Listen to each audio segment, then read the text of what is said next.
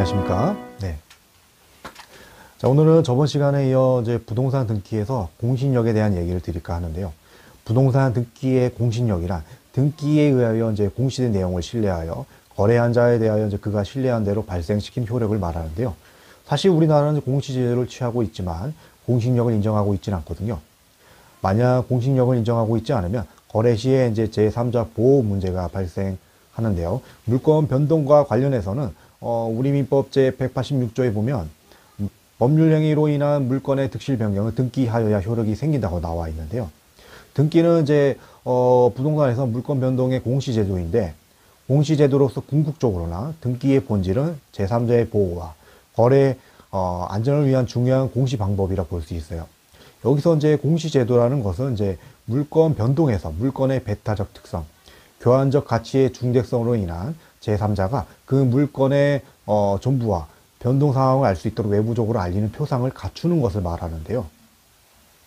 사실 이게 부동산이라는 것이 이제 교환 가치가 크기 때문에 등기를 하는 공시를 통하여 제3자가 예측하지 못한 손해 발생을 방지하고자 함과 혹시 거래를 하더라도 이제 거래의 안전이 보호될 수 있어야 하는데요. 아까도 설명을 드렸지만은 사실 우리 민법은 현실적인 여건 등을 이유로 부동산 등기의 공신력을 인정하고 있진 않죠. 과거 우리나라는 이제 1960년도에 종전 프랑스의 이제 의사주의를 취하던 입장에서 이제 독일의 형식주의로 전환하면서 부동산 등기를 하여야 이제 진정한 소유권자가 되는 등 효력 발생 요건으로 정하였는데요. 학계에서는 이제 그 당시 등기부의 실태나 등기소 등의 이제 예산 등 현실적인 점을 고려할 때 시기상조로 판단되어 가지고 독일의 이제 형식주의를 취하되 프랑스의 이제 의사주의도 같이 절충한 형식주의로 택하였기 때문에 등기의 공신력은 인정하지 않았던 것으로 보고 있어요. 참고로 독일은 이제 거래의 안전을 위한 부동산 등기부의 공신력을 이제 명분으로 규정하고 있고요. 공신력을 보장하면 또 그와 반대로 부동산의 진정한 권리자가 희생당할 수도 있거든요. 그래서 독일은 그런 문제도 고려해서 정정 등기 청구권, 이의 등기, 국가 손해배상 제도 등 진정한 권리자의 보호 방법도 규정하고 있어요. 자, 여기서 먼저 이제 정정 등기 청구권은요, 정당하지 못한 권리가 등기가 되어 있으면 그로 인해 자신의 권리가 침해받거나 불이익을 받고 있는 사람은 그 부당한 등기에 대하여 이제 부동산 등기부에 정정을 청구할 수 있게 하는 것이고요. 그다음에 이제 이의 등기는 정정 등기 의무자의 동의나 법원의 이제 가처분에 의해서 이루어지는 것인데 등기의 정정을 하는 동안에 부동산의 공신력을 일정 기간 동안 배제하는 특별한 이제 잠정적인 등기이고요.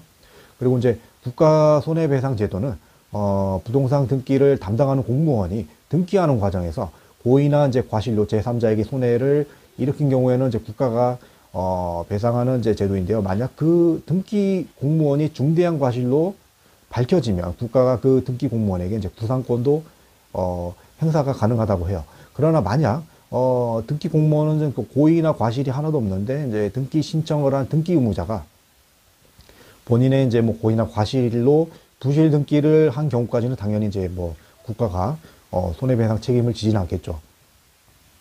그리고 이제 프랑스의 경우는 이제 독일과는 달리 이제 의사주의를 취하다 보니 이제 별도의 물건 행위의 개념이 없고요.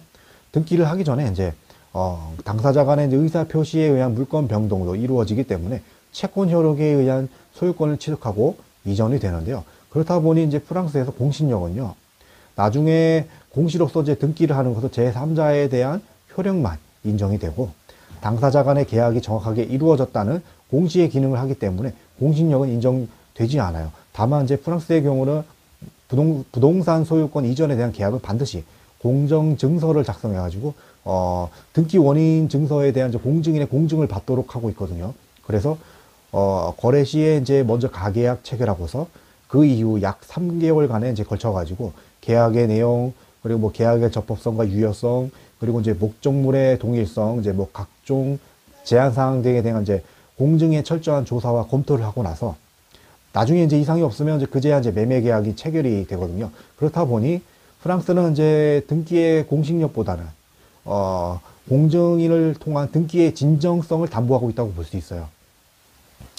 자, 이렇게 이제 독일과 프랑스는 방식은 다르지만 이제 등기의 공신력이나 등기의 진정성을 담보하고 있는데요.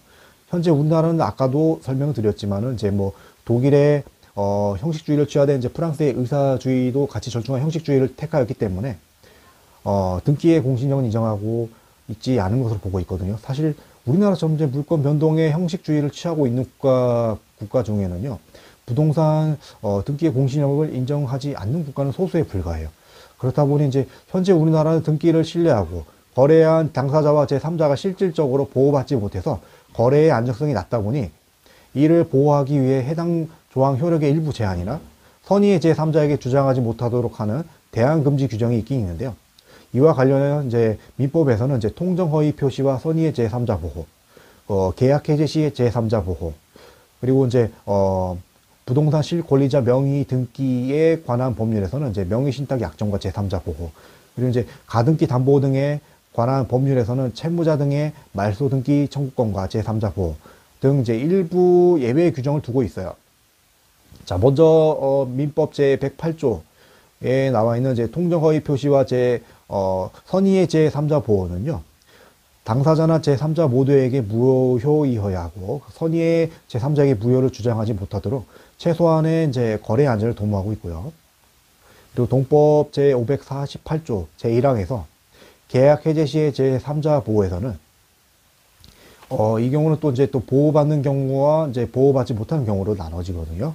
제3자가 보호받는 경우는 해제 전 소유권을 경유한 이제 매수인과 임대차 계약을 하고 대항력을 가지고 있는 임차인, 그리고 또 이제 해제 전 소유권이 경료된 부동산의 저당권 설정, 그 다음에 해제 전 소유권이 경료된 부동산을 가압류한 채권자, 그 다음에 이제 교환으로 취득한 부동산의 매도로 소유권 이전을 마친 경우는 제3자가 보호받는 경우라 볼 수 있어요. 또 그와 반면에 이제 제3자가 보호받지 못하는 경우는요, 계약 해제 시 소멸되는 채권을 양수한 자, 그리고 이제 계약상의 채권의 처분금지 가처분 결정을 받은 자, 그 다음에 등기 없이 임대 권한을 가진 주택 매수인과 임대차 계약을 하여 전입신고한 임차인, 그 다음에 이제 미등기 무허가 건물의 매수자와 계약을 체결하고 무허가 건축물 대장의 소유자로 등재한 경우는 제3자가 보호받지 못하는 경우라 볼 수 있어요. 그리고 이제 부동산 실권리자 명의 등기에 관한 법률 제4조에서는 명의 신탁에서 등기 명의 신탁의 제3자는 명의 신탁의 억제효에 따른 반사 이익으로 보호되는 경우도 있고요. 그와 반면에 계약 명의 신탁의 제3자는 매도인의 선의 여부에 따른 이제 보호 여부가 달라져요. 마지막으로 가등기 담보 등에 관한 법률 제11조에서는 변제기가 10년이 지난 채무나 선의 제3자가 소유권을 취득한 경우에 채무자 등의 이제 말소 등기 청구를 제한하는 등 제3자 보호에 특별 규정을 두고 있어요. 자, 오늘은 이제 여기까지 하겠고요. 자, 오늘 뭐 얘기 드린 거는 제 댓글에 제가 간단하게 정리해서 올려놓았으니까요. 사실 그것만 읽어보셔도 이 영상 내용을 좀 이해하시는데 도움이 되실 거라고 생각이 듭니다. 자, 그럼 또 이제 다음 콘텐츠 영상에서 뵙겠습니다. 감사합니다.